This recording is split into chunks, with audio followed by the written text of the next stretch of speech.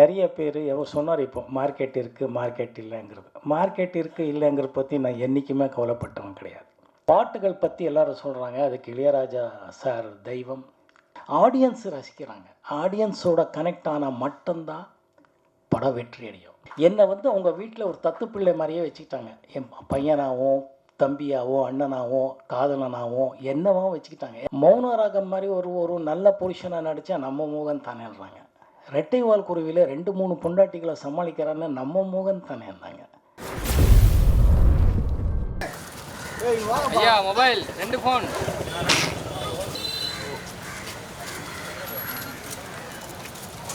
Okay okay sir. ஜாகிரதை தம்பி, light வச்சு பிடிச்சிருக்கா?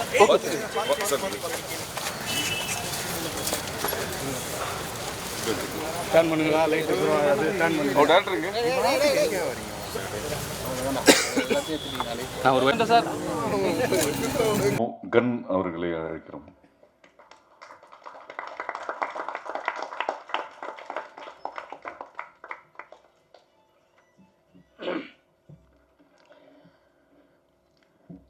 எல்லாருக்கும்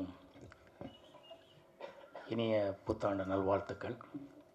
ஊடக நண்பர்களுக்கும் பிரிண்ட் மீடியா வானொலி எல்லாருக்கும் சொல்லிட்டுருக்கேன். அப்படியே என்னுடைய சக நடிகர்களுக்கும் நன்றி கடந்த வணக்கத்தை சொல்ல விரும்புகிறேன். எத்தனையோ படம் நடிச்சிருக்கலாம், ரிலீஸ் ஆகிருக்கலாம். எல்லாம் ஒரு சில விஷயங்களில் நான் எப்போவுமே பெருமையாக பேசிக்கிறதோ சொல்கிறதோ ஒரு சில விஷயங்கள் அவங்கக்கிட்ட பகிர்ந்துக்க ஆசைப்படுறேன். சத்தியமாக இந்த லிஸ்ட்டு இது எதுவுமே என்கிட்ட இல்லை, நான் வச்சுக்கினது இல்லை. இந்த படங்கள் லிஸ்ட்டு இது ஆனஸ்ட் நிக்கில் முருகன் அவர்களுக்கே தெரியும். எனக்கு கேட்கும் போது நான் என்கிட்ட வச்சுக்கிறது இல்லைப்பா, எனக்கு தேவையில்லை. ஏன்னா இது ஹரா தான் என்னோடய முதல் படம்னுவேன். ஏன்னா இந்த ஒரு படத்தோட வெற்றி தோல்வி தான் நம்மளை அடுத்த கட்டத்துக்கு கொண்டு போகிறது. அது கடந்து போகும்போது அதை மறந்துட்டு இன்னொரு படத்தில் நம்ம கான்சன்ட்ரேட் பண்ணுறோம், ஃபோக்கஸ் பண்ணுறோம். எத்தனை புது டைரக்டர்களை அறிமுகம் பண்ணுறதுக்கு எனக்கு வாய்ப்பு கிடைச்சதுன்னு அது இறைவன் கொடுத்த பிச்சை. ஏன்னா நான் இப்போ பயணங்கள் முடிவதில்லை படம் ரிலீஸ் ஆகும்போது என்னுடைய முதல் மூடு பணியாகட்டும், நெஞ்சத்தை கிள்ளாதே ஆகட்டும், கிழிஞ்சல்கள் எல்லாமே சில்வர் ஜூப்ளி போனதுனால பயணங்கள் முடிவதில்லை 500 நாள் போது எனக்குன்னு ஒரு மார்க்கெட் வர ஆரம்பிச்சதுல இருந்தேன். முடிஞ்ச அளவுக்கு புது ப்ரொடியூசர்ஸ்கள் புது இயக்குநர்களுக்கு வாய்ப்பு கொடுத்தா அந்த அவங்க பசியோட சினிமா பண்ணுவாங்க. அந்த நல்ல பசியோடு அந்த சினிமா இருக்கும்போது நானும் ஜெயிப்பேங்கிற நம்பிக்கையில் தான் நான் தேர்ந்து எடுத்த முத்துக்கள் இவங்களெல்லாம். ஆனால் அவங்களுக்கு எல்லாம் அவ்வளோ டேலண்ட் இருக்குங்கிறது இருக்குது, ஜெயிப்பாங்க அப்படிங்கிறது எனக்கு தோணுனா ஒரு 6th சென்ஸ். ஆனால் அவங்களோட உழைப்பு அந்த பசினால் அவங்க அந்த அளவுக்கு பிரமாதமாக எழுத்து இயக்கம்ங்கிறது தான் நான் அவங்களுக்கெல்லாம் நன்றி சொல்ல கடமைப்பட்டிருக்கேன். நான் எப்போவுமே ப்ரொடியூசர் அண்ட் டைரக்டருக்கு தான் நன்றின்னு சொல்வேன். என்னோடய பழைய நண்பர்களுக்கும் தெரியும், எல்லாருக்கும் தெரியும். ஏன்னா இயக்குனர் தான் கேப்டன் ஆஃப் த ஷிப். நாங்களெல்லாம் அவங்க பின்னாடி இருப்போம், மற்ற எல்லா கலைஞர்களும் அவருக்கு பின்னாடி இருக்கோம்.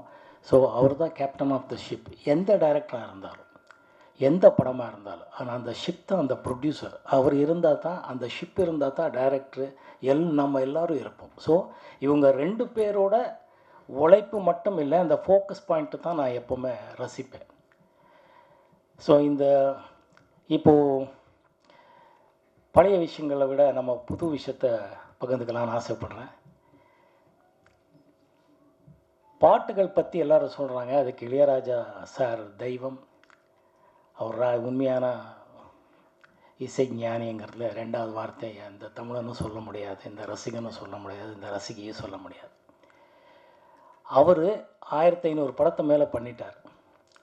அவர் என்னை பொறுத்தவரை எல்லா இயக்குநர்களுக்கும், எல்லா தயாரிப்பாளர்களுக்கும், எல்லா நடிகர்களுக்கும் பிரமாதமான பாட்டு கொடுத்துருக்காரு.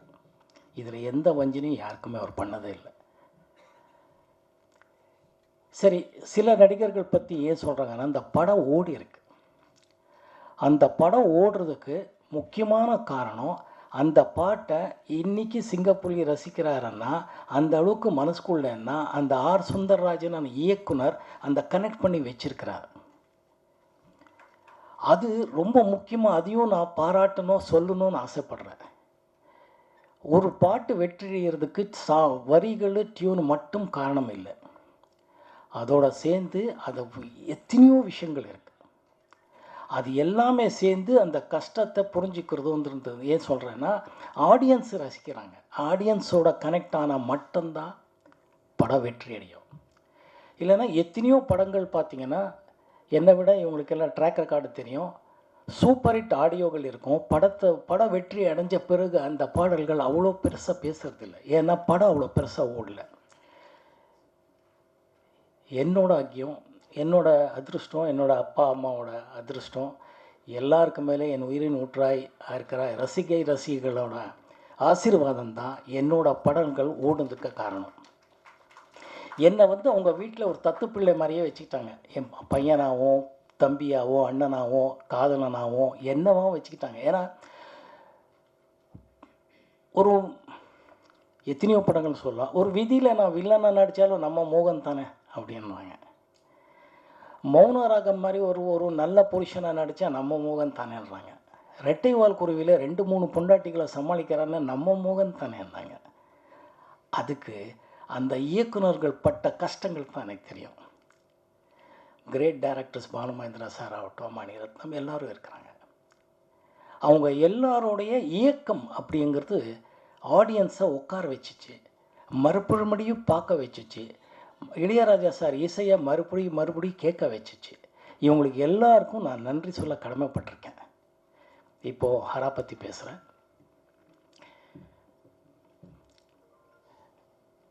விஜயஸ்ரீ இயக்குனர். நிறைய பேர் எவர் சொன்னார், இப்போ மார்க்கெட் இருக்குது மார்க்கெட் இல்லைங்கிறது. மார்க்கெட் இருக்குது இல்லைங்கிறத பற்றி நான் என்றைக்குமே கவலைப்பட்டவன் கிடையாது. அது எனக்கு என்னோட பழகினவர்களுக்கு தெரியும், என்னோட பழகினதுக்கப்புறம் விஜயஸ்ரீக்கும் தெரியும். எனக்கு பிடிக்கணும், எனக்கு இங்கே செட் ஆனால் தான் படத்தில் நடிப்பேன், இல்லைன்னா நடிக்க மாட்டேன். ஏன்னா நான் என்னை நம்பி இருக்கிறாங்கிறது இல்லை, என்னை ஆராதிக்கிற, என்னை மதிக்கிற ரசிகர்களுக்கு எப்போவுமே டிசப்பாயிண்ட் பண்ணக்கூடாதுங்கிற ஒரே நோக்கம்தான் எனக்கு. பணம் எல்லார் மாதிரி எனக்கும் ரொம்ப தேவை, ஆனால் அது மட்டும் வாழ்க்கையில்னு எங்கள் அப்பா அம்மாவோட டிஎன்ல நான் தெரிஞ்சவன். அதனால் எப்போவுமே எல்லாமே நல்லா வரணும், நல்லா அமையணுங்கிறது நம்புகிறவன். நிக்கில் முருகன் அவர்கள் விஜயஸ்ரீயை கூட்டிகிட்டு வந்தார். பரவாயில்லையா? எல்லாமே கரெக்டாக தான் சொன்னார். ஸோ விஜயஸ்ரீ அவர் கதை சொன்னார். கதை சொல்லும்போது கதை நல்லா இருக்குது, ஆனால் அதில் ஏதோ ஒன்று கொஞ்சம் வித்தியாசமாக இருந்தால் ரொம்ப நல்லா முடியும், அப்படி ரீச் ஆக முடியுங்கிறது எனக்குள்ளே ஒரு நம்பிக்கை. அப்போ விஜயஸ்ரீக்கு அவர்களுக்கு சொன்னேன், இது கதை நல்லா இருக்குது, கண்டென்ட் என்னமோ இருக்குது, ஆனால் இப்போ டெல்லிங் கொஞ்சம் இருக்குது, ஸ்டோரி டெல்லிங்கில் கொஞ்சம் நீங்கள் புதுசாக தாதா இட்டிஸ்மன் எல்லாம் நல்லா பண்ணியிருக்கீங்கன்னும் போது இது ஏன் கொஞ்சம் புதுசாக யோசிக்கக்கூடாது? யோசிச்சிங்கன்னா எல்லோரும் கூட்டணியாக ஜெயிக்கலாம் இல்லையா? நீங்கள் யோசிச்சிங்கன்னா ஒரே ஒரு ரொம்ப நல்ல விஷயம், அவர் கோச்சிக்கலை, ஈகோவை எடுத்துக்கலை, போய் பார்த்துட்டு அது இன்னொரு வருஷனில் கொடுக்குறாரு. 7வது வருஷம் தான் இப்போ ஓகே பண்ணியிருக்கிறார் ஸ்கிரிப்ட். அவர் சேலஞ்சிங்காக எடுத்து ஒவ்வொரு இடத்துலையும் நான் அவர் படங்கள் பண்ணிகிட்டு இருந்தார். பட் இருந்தாலும் இதை எப்படி கன்வின்ஸ் பண்ணலாங்கிறத விட அவர் எவ்வளோ கன்வின்ஸ் ஆகிருக்கணும் மனசுக்குள்ளே. ஜெயிச்சியே காட்டுவேங்கிற ஒரு நல்ல மனசு எண்ணங்கள்னால தான் இந்த பிரமாதமான ஸ்கிரிப்ட் வந்துச்சு. அந்த பிரமாதமான ஸ்கிரிப்ட் பார்த்தா பட ஆரம்பித்தோம். மோகன்ராஜ் ப்ரொடியூசர்கள் வந்தார். அது வேறு கதை. சரி, விஜயஸ்ரீனா எனக்கு தெரிஞ்ச பெரிய பெரிய டைரக்டர்களாகட்டும், நல்ல நண்பர்கள் டைரக்டர்களே எப்போவுமே கேட்டார், எப்படி நீ இந்த அறா படம் ஒத்துக்கிட்ட, அதில் என்ன அப்படி ஒரு விஜயஸ்ரீன்னு கேட்டிருக்காரு. அவருக்கும் தெரியும், நிக்கிலுக்கும் தெரியும். நான் ஏதோ 50-60 டைரக்டரோட ஒர்க் பண்ணியிருக்கேன்றாரு. அது ஓகே. பெரிய பெரிய ஜீனியஸ் டைரக்டர்கிட்ட ஒர்க் பண்ண பாக்கியம் எனக்கு கிடச்சிது. பாலுமகேந்திரா சார் ஆகட்டும், மகேந்திரன் சார் ஆகட்டும், சிங்கீதம் ஸ்ரீனிவாஸ் ஆகட்டும், பாப்பு சார் ஆகட்டும், பாலச்சந்திரன், நிறைய ஜீனியஸ் எல்லாருமே என்னோட பாக்கியம் அது. பாப்பு சார், ஜே வில்லியம்ஸ் இன் மலையாளம், எல்லாம் ஆல் லாங்குவேஜில் எனக்கு கிடைச்ச பாக்கியம். அதுலேருந்து புது டைரக்டர்களுக்கும் அறிமுகமாகிறதுக்கு நான் முக்கியமான காரணமாக இருந்தேங்கிறது என்னோட பாக்கியம்தான். ஆனால் விஜயஸ்ரீ கிட்டே இருக்கிற ஒரு பெக்யூலியர், ஒரு எக்ஸ்ட்ராடினரி ஷார்ப் மைண்ட் என்னன்னா, he has got a fantastic knowledge of the lighting sense. Sound sense. இது பொதுவாக டைரக்டர்கள்கிட்ட இருக்காதுங்கிறது இல்லை. அவருக்கு தேவை இருக்கோ இல்லையோ, அது இன்னொரு நல்ல கேமராமேனையும் சவுண்ட் இன்ஜினியரையும் எடிட்டர்களும் நம்பி அதில் அவர் கூட்டணியாக பண்ணுவார். இவர் மட்டும் அது ஒரு ஷார்ட் வைக்கும்போது இந்த லைட்டிங்குக்கு எது வேணும் எது வேணும் இது டிஐ வரைக்கும் யோசிப்பார். அது எனக்கு பிரமிப்பாக இருக்குது. அது ரொம்ப நல்லா இருந்துச்சு. அந்த திறமையை அவரை எங்கேயோ கொண்டு போய் நிறுத்தோங்கிறது தான் உண்மையான விஷயம். எத்தனையோ புது டைரக்டர்களை அறிமுகம் பண்ணிட்டாருங்கிற ஒரு நல்ல விஷயங்களில் இப்படி ஒரு பட்ட டைரக்டர் நான் எப்படி இது மனோபாலா சொன்ன வார்த்தை. அவர் இன்றைக்கி நம்மளோட இல்லை. என்னோட நண்பன் படம் ஷூட்டிங்கில் முதல்ல சண்டை போட்டு போனால், அதுக்கப்புறம் ஷூட்டிங்கில் இந்த வார்த்தை கேட்ட அப்போ தான் சொன்னேன், இப்போ பாரு மவனை நான் எதுக்கு யோசித்தேன் எதுக்கு பண்ணேன் பாருன்னு. அதுக்கப்புறம் ஆமாண்டா கரெக்டடா இது எப்படிடா அதுதான்மா something says he is very good, don't comment, just follow him, everything will be ஓகேன்னு. அதுக்கப்புறம் அவன் ஃபாலோ பண்ணால் அவனும் நடிச்சிருக்கான். அன்ஃபார்ச்சுனேட்லி அவர் இன்றைக்கி நம்மளோட இல்லை. ஆத்மா இங்கே தான் இருக்கும், நம்மளை ஆசீர்வாதிக்கும்னு நான் நினைக்கிறேன். ஸோ அந்த ஒரு விஷயத்தில் விஜய் ஸ்ரீ அவர்கள் மியூசிக் சென்ஸ் ஆகட்டும், அவர் பண்ண டி ராஜேந்தரன் மாதிரி குட்டி டி ராஜேந்தரன் சொல்லுவார், லிரிக் ரைட்ரு, எடிட்டிங்கு, ஃபோட்டோகிராஃபி, லைட்டிங்கு, மார்க்கெட்டிங்கு, அதான் சொன்ன மாதிரி எல்லா தொழில்நுட்பங்களும் தெரிஞ்சிருக்கிறாரு. அதில் ஏதோ ஒரு புதுசாக பண்ணி ரீச் பண்ணணும்னு ஆசைப்படுறாரு. அந்த பசி இருக்கிற வரை அவர் ஜெயிச்சுட்டே இருப்பார். அதுதான் உண்மையான விஷயம். அவருக்கு உடம்பு ஆக்சிடெண்ட் பற்றி சிங்கப்புலி சொன்னார், மற்றவங்க எல்லாம் சொல்லியிருக்காங்க. அவர் இன்றைக்கி இப்படி இருக்கிறது ரொம்ப முக்கியமான காரணம் அவரோட குடும்பம்னு நான் நினைக்கிறேன். அவரோட ஒய்ஃப் கிரேட் லேடி இங்கே வந்திருக்காங்களா, கிரேட் லேடி. தவமாக இருந்தாங்க அந்த அம்மா, தவமாக நின்று பிரார்த்தனை பண்ணாங்க, தவமாக இருந்து தைரியமாக இருந்தாங்க, தவமாக இருந்து நம்பிக்கையாக இருந்தாங்க, தவமாக இருந்தால் நம்பிக்கை கொடுத்தாங்க. அந்த அம்மாவோட ஒவ்வொரு வார்த்தையும் இவருக்கு அவ்வளோ பெரிய டானிக். அந்த அம்மா சொல்லும், சார் மோகன் சார் வந்துடுவார் சார், இந்த மனுஷன் இவாசின் கோமா, அந்த அம்மா சொல்லும், கிரேட் லேடி. ஸோ இவரோட ஒய்ஃபோட புண்ணியமும் குழந்தைங்களோட புண்ணியமும், இவர் மறுபடி சொன்ன மாதிரி ஹரா படத்தை முடிக்கணும்னு திருப்பி வந்திருக்காரு. இல்லை நிறைய படங்கள் பண்ணணும் ஆசைப்படுறோம். நிறைய நல்ல படங்கள், நல்ல கண்டென்ட் வித்தியாசமாக கொடுப்பாரு. அந்த நல்ல படங்கள் மக்கள் ரசிப்பாங்கன்னு நினைப்பேன். என்னோட நினப்பு, என்னோட ஆசையை கூட. இந்த படத்தை பொறுத்தவரை நாங்கள் முதல்ல சொன்னதை பாடல்கள் இருக்கக்கூடாதுன்னு இருந்தேன். ஆனால் அப்படியே ஒரு 3-4 பாட்டு வச்சுட்டாரு, நல்லா வந்திருக்கு. மியூசிக் டைரக்டர் பிரமாதமாக மியூசிக் போட்டிருக்காரு. எல்லா பாடலுக்கும் இவர் தான் லிரிக்ஸ். நீங்கள் ஆடியோ ரிலீஸில் பாடல்கள் கேட்பீங்க, எக்ஸ்ட்ரானரியாக எழுதியிருக்கார் லிரிக் நம்ம விஜய் ஸ்ரீ அவர்கள் தான். ஸோ அது எதுக்கு சொல்ல வரேன்னா, அவர் நினைக்கிறது உடனே. இது நான் இங்கே கம்பேர் பண்ணி பேசுகிறேங்கிறது இல்லை. நான் முதல்ல பார்த்த டைரக்டர்ஸில் ஸ்கிரிப்ட் இல்லாமல் பண்ணிட்டு இருந்ததுல முதல் ஆள் மணிவண்ணன் தான். அவரை அறிமுகப்படுத்துறதுக்கு எனக்கு ஒரு பாக்கியம் கிடச்சிது ஆஸ் எ டைரக்டர். மணிவண்ணன் இன்றைக்கி அவர் நம்மளோட இல்லை. அவர் தான் ஸ்கிரிப்டை இல்லாமல் ஸ்கிரிப்ட் மாதிரி எப்படி இந்த 3 கேரக்டருக்கு வசனங்கள் எப்படி சொல்லணும்னு பண்ணாமல் அப்படியே பிளான் பண்ணியே சொல்லிட்டு போயிட்டுருப்பார். ஃபென்டாஸ்டிக் டயலாக் சொல்லுவார். அதுக்கப்புறம் அந்த மாதிரி சென்ஸு இவர் தான். இவர் என்னென்னா எப்படி என்ன தெரிய மாட்டேங்கிறது. லிரிக்ஸு பாவம் நம்மளோட பேசிகிட்டு இருப்பார், சார் இந்த மாதிரி ஒரு பாட்டு, இந்த மாதிரி ஒரு இடத்துல ஒரு பாட்டுன்னு என்னங்க அப்படின்னு டப்புன்னு அங்கேயே ஒரு வாட்ஸ்அப்லேயே ஒரு லிரிக்ஸ் அனுப்புவார். அந்த மனுஷன் லண்டன்லேருந்தே போட்டு மியூசிக்கு நெக்ஸ்ட் டே வரும், இதோ வரும் எப்படி சார் இது?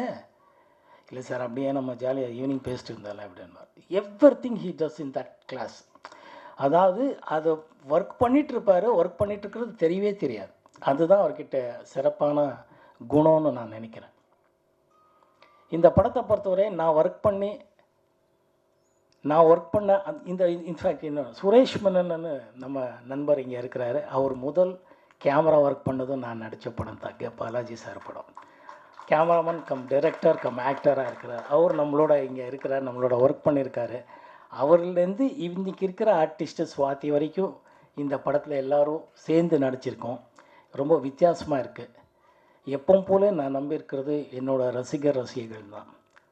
ஆடியன்ஸு டிசப்பாயிண்ட் பண்ணாதுன்னு நான் நம்புகிறேன். டீசர் பார்த்துட்ருக்கீங்க. சொன்ன மாதிரி ஆடியோ இப்போ தான் அனௌன்ஸ் பண்ணியிருக்காரு. நீங்கள் ஆடியோவும் கேளுங்க, படத்தை பாருங்கள். எப்பவும் போல உங்கள் ஆசீர்வாதம் வேணும். ஊடக நண்பர்களாகட்டும், ரசிகைகளாகட்டும், டெக்னீஷியன்ஸ், ஆர்டிஸ்ட் ஆகட்டும், எல்லாருக்கும் மிக்க நன்றி. வணக்கம். தேங்க்யூ.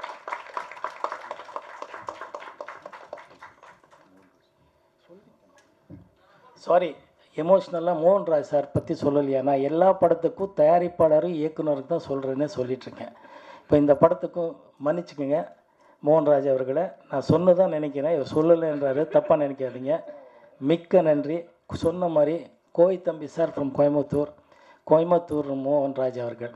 இன்னொன்று சொல்லணும், கோயம்புத்தூரில் மக்கள் ஆகட்டும், போலீஸ் ஆகட்டும், எந்த டிபார்ட்மெண்ட்டில் ஆகட்டும் அவ்வளோ உதவி பண்ணியிருக்காங்க. இந்த நேரத்தில் நான் அவங்களுக்கு எல்லாம் நன்றி சொல்ல கடமைப்பட்டிருக்கேன். தேங்க்யூ.